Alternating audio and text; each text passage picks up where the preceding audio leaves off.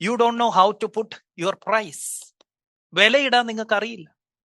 അപ്പം ഇത് നമ്മുടെ കോമ്പറ്റീറ്റർ, ഇത് നമുക്കറിയില്ല ഈ കോമ്പറ്റീറ്റർ എന്തൊക്കെ അടിസ്ഥാനപ്പെടുത്തിയാണ് ഈ പ്രൈസ് ഇട്ടേക്കുന്നത്. ഈ കോമ്പറ്റീറ്റർക്ക് ഇതിൽ നിന്ന് വല്ലതും കിട്ടുന്നുണ്ടോ എന്ന് നമുക്കറിയത്തില്ല. ഈ ഇപ്പം ഞാൻ ഒരു എക്സാമ്പിൾ പറയാം.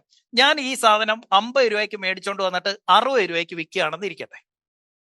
എന്നെ സംബന്ധിച്ച് ഈ കടയ്ക്ക് വേണ്ടിയിട്ട്, അപ്പം എന്റെ ഓപ്പോസിറ്റ് വേറൊരു കടയുണ്ട് കോമ്പറ്റീറ്റർ എന്ന് ഇരുന്നോട്ടെ, ഇവനും ഇത് കണ്ടുകൊണ്ട് 60 പകരം 59 ഇടുകയാണ് 50 മേടിച്ച സാധനം. ഇവിടെ എനിക്ക് കിട്ടുന്നത് 10 രൂപ, ഇവന് കിട്ടുന്നത് 9 രൂപ.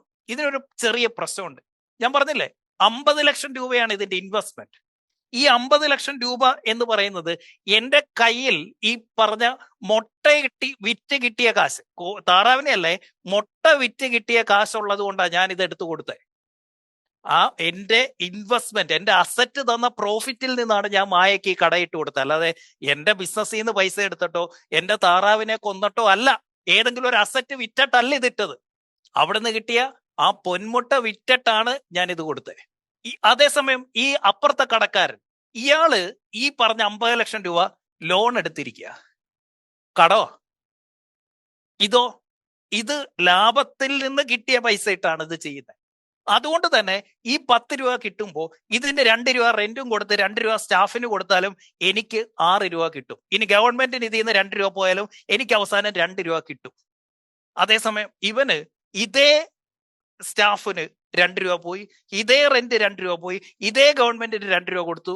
ഇനിയൊരു പ്രശ്നമുണ്ട്. ആ എടുത്ത 50 ലക്ഷത്തിന്റെ തിരിച്ചടവ് 3 രൂപ, അതിന്റെ പലിശ 2 രൂപ. എത്രയായി? 8, 10, 13 രൂപ. ഈ സാമാനം 10 രൂപ ലാഭത്തിൽ വിറ്റപ്പോ എനിക്ക് 2 രൂപ കിട്ടി. ഈ സാമാനം 9 രൂപ എന്നെ കോമ്പീറ്റ് ചെയ്യാൻ വേണ്ടിയിട്ട് ഇട്ട് വിറ്റപ്പോ അവന്റെ കയ്യിൽ നിന്ന് 4 രൂപ പോയെന്ന്. നമുക്ക് എന്ത് പ്രോഫിറ്റ് മാർജിൻ വേണമെന്ന് നമ്മൾ തീരുമാനിക്കണം. കാരണം നമ്മുടെ സിറ്റുവേഷൻ എന്തെന്ന് നമുക്കേ അറിയൂ. ഒരു ബേക്കറിക്കാരൻ ഒരു ബോട്ടിൽ വെള്ളം 20 രൂപയാണ്, ഇയാൾ വിൽക്കുന്നത് 20 രൂപയ്ക്ക് MRP. ഒരു ബേക്കറിക്കാരൻ വിൽക്കുന്നത് 20 രൂപയ്ക്ക്, ഇയാളുടെ ഗെറ്റിംഗ് പ്രൈസ് 18 രൂപ, 2 രൂപ പ്രോഫിറ്റ്. അതേസമയം ഒരു സൂപ്പർ മാർക്കറ്റുകാരൻ ഈ സാധനം വിൽക്കുന്നത് 18 രൂപയ്ക്ക്, കാരണം അവന്റെ ഗെറ്റിംഗ് പ്രൈസ് 13, കാരണം അവൻ ബൾക്ക് ഓർഡർ എടുക്കുന്നുണ്ട്, അവന്റെ ലാഭം 5. നിങ്ങൾ എന്ത് കണ്ടോണ്ടാ നിങ്ങളുടെ കോമ്പറ്റീറ്ററുടെ വില കോപ്പി അടിച്ചേക്കുന്നേ? എന്തടിസ്ഥാനത്തിലാണ്? നിങ്ങൾ കൊടുക്കുന്ന ശമ്പളമാണോ അവൻ കൊടുക്കുന്നത്? നിങ്ങളുടെ റെന്റലാണോ അവനുള്ളത്? നിങ്ങളുടെ EMI ആണോ അവനുള്ളത്? നിങ്ങളുടെ മക്കൾ അത്രയും ചെലവാണോ അവനുള്ളത്? അവൻ ചിലപ്പോ കല്യാണം പോലും കഴിച്ചു കാണത്തില്ല, അതുകൊണ്ട് അവന് ചെലവില്ലായിരിക്കും. അവന് ചിലപ്പോ ഓഫീസ് പോലും കാണത്തില്ല. അങ്ങനെയാണോ നിങ്ങൾ? അവന് സ്റ്റോക്ക് കാണത്തില്ല, പക്ഷെ നിങ്ങൾക്ക് സ്റ്റോക്ക് ഉണ്ട്. അപ്പൊ അവൻ ഇടുന്ന വില എങ്ങനെയാ നമുക്ക് കൊടുക്കാൻ പറ്റുന്നത്?